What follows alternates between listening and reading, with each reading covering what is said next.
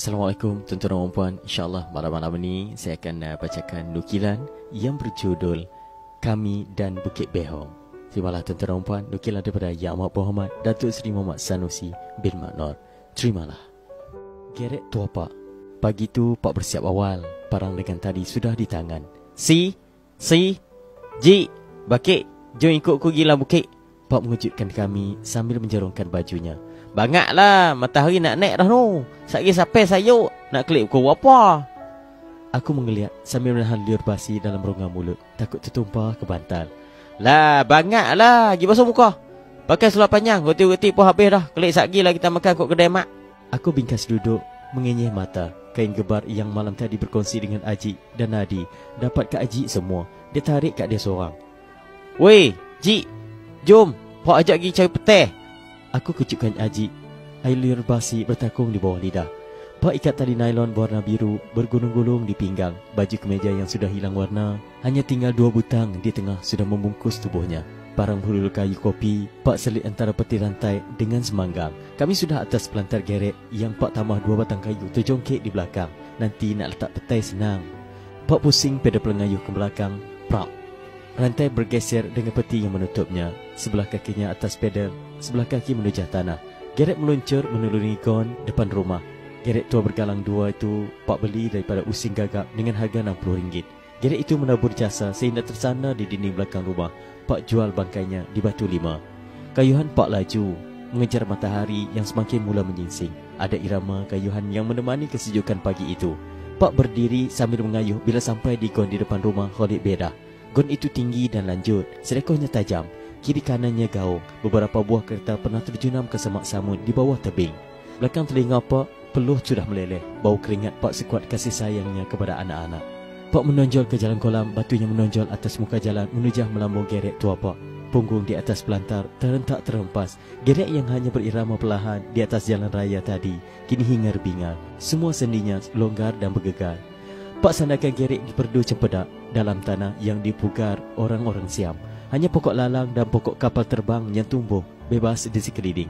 Masih basah disiram embun, matahari mula menjuluk.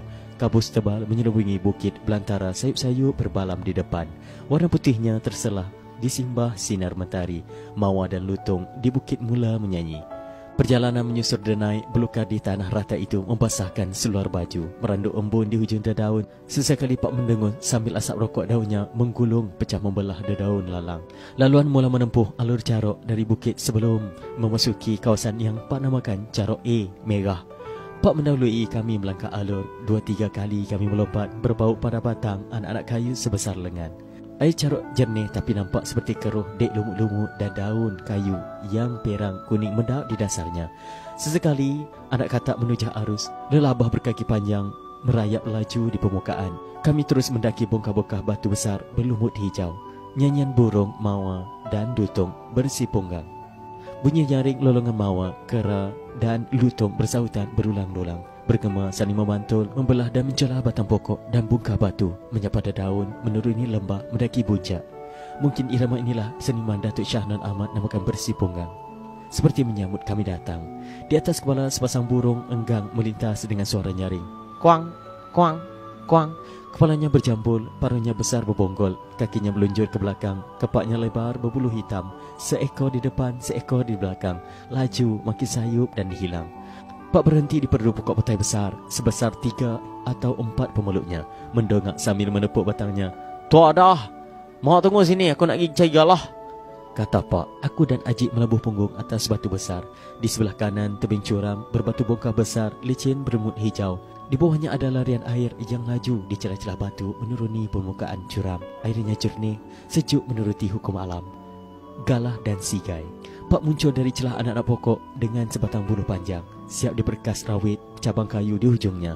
Aku mengetuk anak-anak batu, berhibur dengan bunyi memantul-mantul meluru di celah-celah pokok. Ajik mengimbas nyamuk, mukanya merah basah berpeluh. Pak memanjat pokok berdaun berbatang merah, 4-5 depa dari perdu petai. Galah bersandar menjulang di tangan Pak segulung rotan.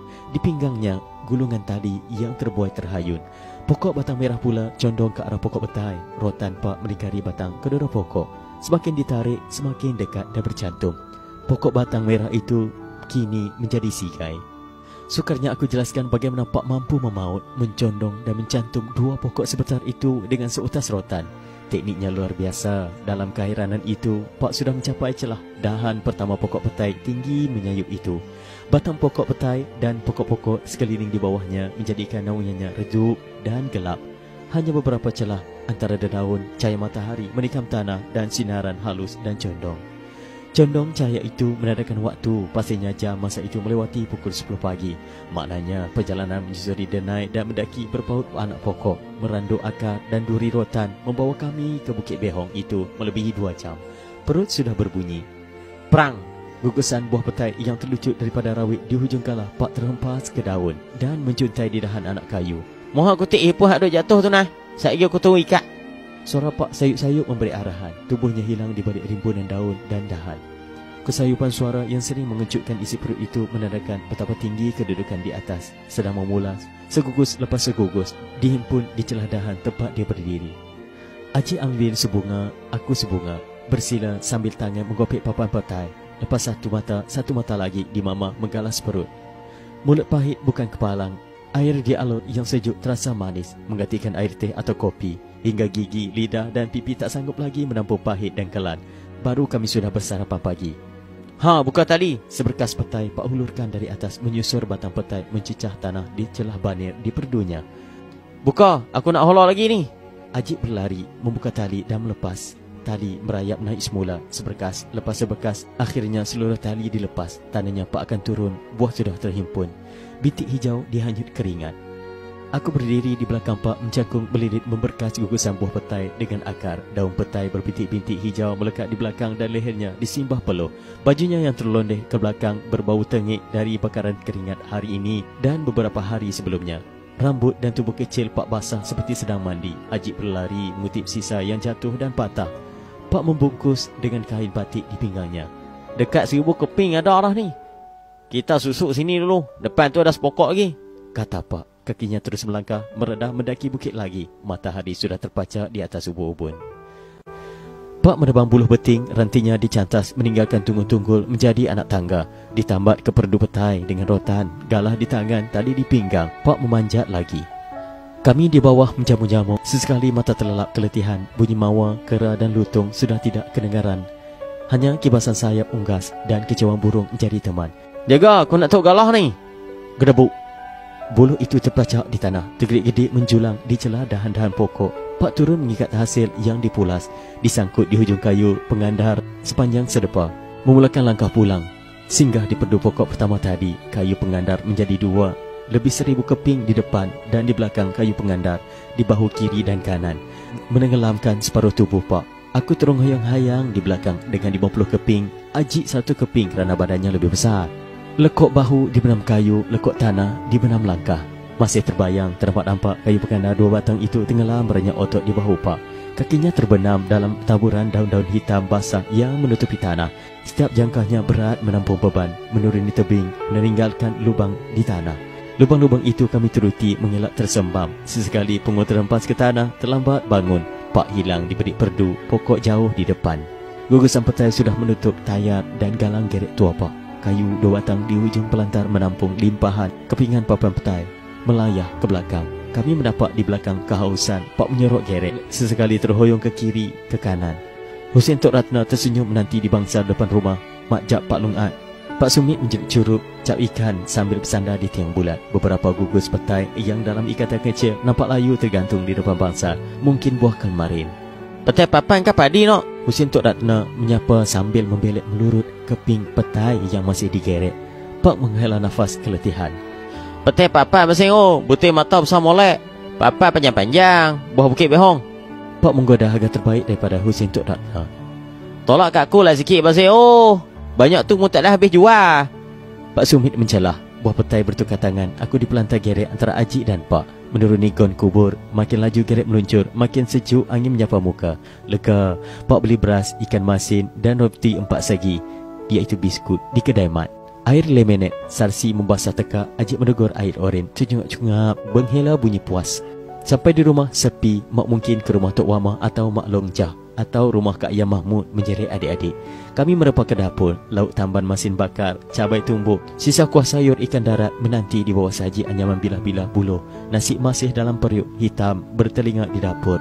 Matahari sudah condong ke barat, panas teriknya kian reda. Batang kayu penyedai kian panjang. Petunjuk itu membawa maksud waktu sudah melebihi jam 4 petang. Berebut rezeki antara kera dan lutung. Episod begini berulang-ulang, berpuluh tahun lamanya. Selalunya pak seorang saja ke hutan. Ada kalanya dia pulang tangan kosong. Sasarannya sudah menjadi rezeki kera dan lutung. Sudah masak kehitaman, atau ada orang lain sudah mendahului. Kadang-kadang dia hanya pulang dengan buah tampui, pucuk cemperai, atau gelung rotan, atau akar kayu.